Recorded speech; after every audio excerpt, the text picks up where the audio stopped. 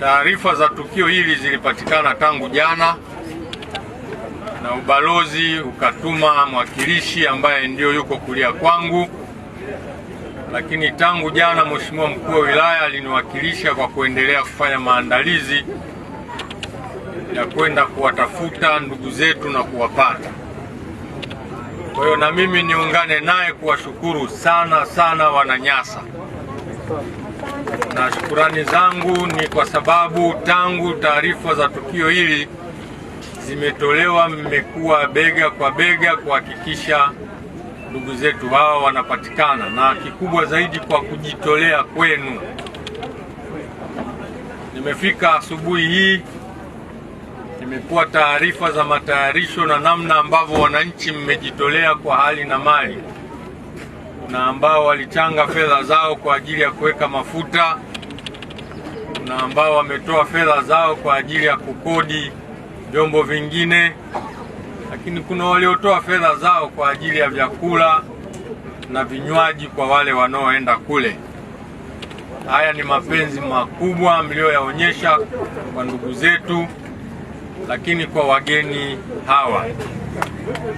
Kama kiongozi wa serikali, nichukue fursa hii kuwapongeza, kuwashukuru, lakini kubwa zaidi kuwaomba kwamba umoja huu na ushirikiano huu uendelee kudumu mara zote. Wakati tunaendelea kuwasubiri, kuna gari hapa ilipita ikiwa inapiga ngoma. Nikauliza, kwenye tukio kama hili ngoma zinakuja za nini? Watu wakaniambia wamezoea kupokea taarifa za vifo zaidi kuliko za kuwapata watu wakiwa hai. Kwa hiyo ilikuwa inaonyesha shukurani zao kwa namna ya wao walivyojipanga. Kwa hiyo na mimi niwashukuru kwa namna ambavyo pia mlikuwa mkimshukuru Mungu kwa vigoma hivi ambavyo mmepiga.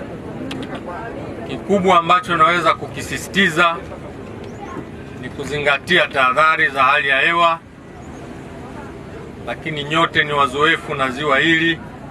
Najua ni kipindi gani ziwa linakuwa sio rafiki kuingilika. Kwa hiyo mnapofika vipindi hivyo, mchukue tahadhari za juu zaidi ili kuepusha madhara yanayoweza kupatikana. Lakini pia niwashukuru ndugu zetu wa Malawi, tangu taarifa hii imetolewa na wenyewe wamefanya jitihada kwa kutumia helikopta kuzunguka kuwatafuta, lakini kwa wale wenye maboti nao wamefanya kazi hiyo, ingawa hawakufanikiwa kuwapata, lakini jitihada wamezionyesha.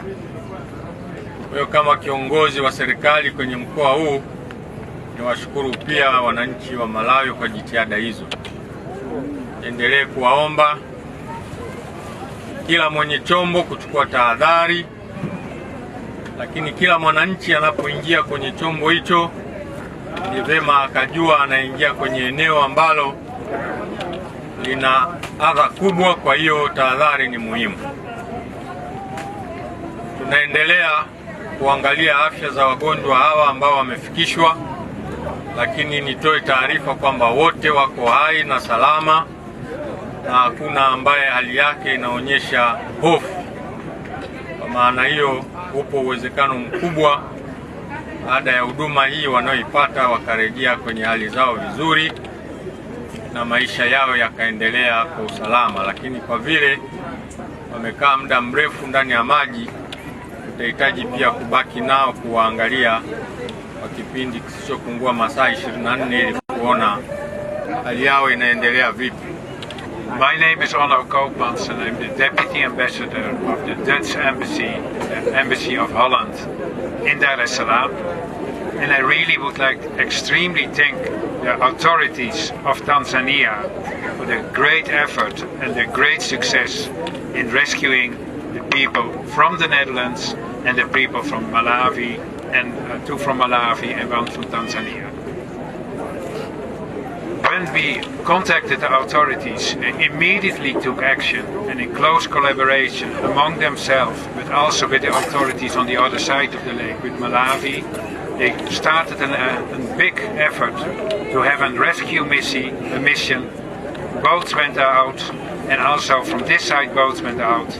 And it was a great success because all 7 people are here inside and still alive after being 27 hours in the water. So I really would like to thank certainly the authorities, but especially the rescue team that went into the water in difficult circumstances and were able to find the people. So thank you very much.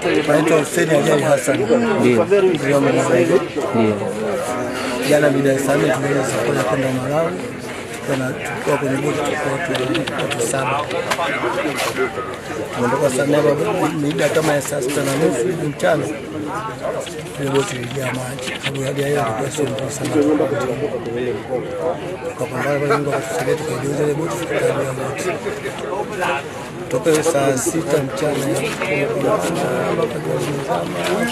jua limezama mida kama saa 10 saa 10 ya watu.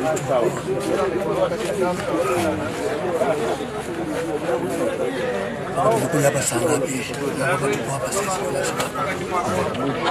Boti sisi tuko na pasuka au ile fiber huwa inasema na kama vile tuseme ina H ni wakati mwingine mimi kwa ajili ya kuongea mali na mmoja ili kwa ajili ya balance ile tunaga mali ya baadaye mtu anataka ndani.